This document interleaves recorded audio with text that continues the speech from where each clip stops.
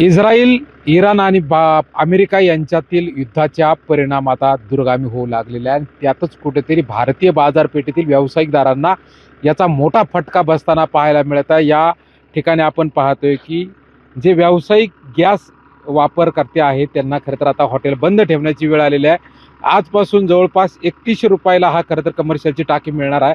अशा परिस्थितीमध्ये या ग्राहकांना आणि व्यवसायधारकांना मोठा फटका बसणार. आपल्यासोबत काही व्यावसायिकदार आहे, काय सांगाल? 2100 रुपयाची टाकी आता 3100 रुपयाला झालेली आहे आणि गॅस पुरवठ्याची परिस्थिती काय आहे? सध्या सांगायचं झालं तर सर, गॅस कमर्शियलसुद्धा भेटत नाही आहे. परंतु 1000 रुपयाने जर टाकी वाढली तर नक्कीच आम्हाला आमच्या भाज्यांचे दर वाढवावे लागणार आहेत आणि त्यानंतर मात्र आमचा ग्राहक राजा हा मात्र सॅटिस्फाय राहणार नाही आहे. याची झळा मात्र सर्वसामान्यांना बसणार आहे.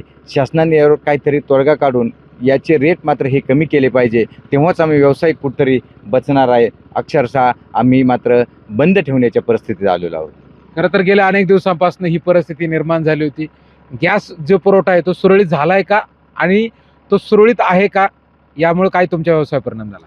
तो सुरळीत तर तसं म्हणताच येणार नाही आहे, म्हणून कमर्शियल टाकी तर आम्हाला पूर्णपणे बंदच होती. आता कुठून तरी चाहूल लागली आहे की ती 1000 रुपयाने वाढली आहे. आम्ही त्याच प्रतीक्षेत आहोत की आम्हाला ती टाकी कधी भेटणार. परंतु जर एवढ्या चढ्या भावाने जर भेटणार असेल तर आम्ही व्यावसायिकांनी करायचं तरी काय? आम्ही पूर्णपणे मेटाकुटीला आलेलो आहोत.